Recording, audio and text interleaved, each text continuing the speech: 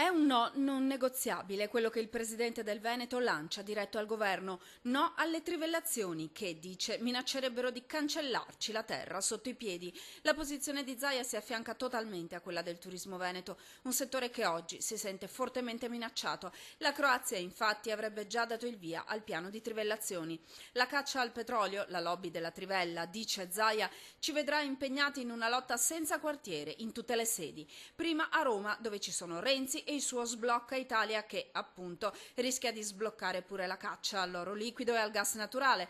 Poi a Bruxelles, dove, sempre Renzi, se non ha avuto il coraggio di alzare la voce contro la Merkel, come dice sempre Zaia, lo faccia almeno con la Croazia, schierandosi contro un vero e proprio scempio ambientale che riguarda tutte le coste adriatiche. Un rischio che ha un nome: subsidenza, spada di Damocle su Venezia e su 120 km di spiagge che ogni anno accolgono 32 milioni di turisti e portano 17 miliardi di fatturato.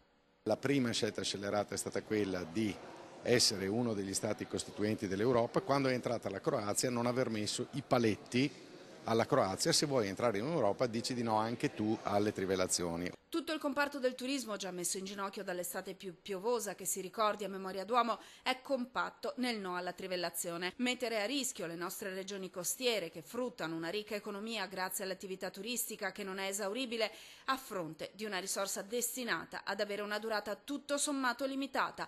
Tutto questo sarebbe una follia. Noi pretendiamo come minimo che venga imposto alle compagnie che trivellano una qualche formula di polizza e di garanzia rispetto alla eventuale subsidenza, rispetto a eventuali non auspicati ovviamente sversamenti di petrolio nel mare, a protezione di tutte le nostre coste.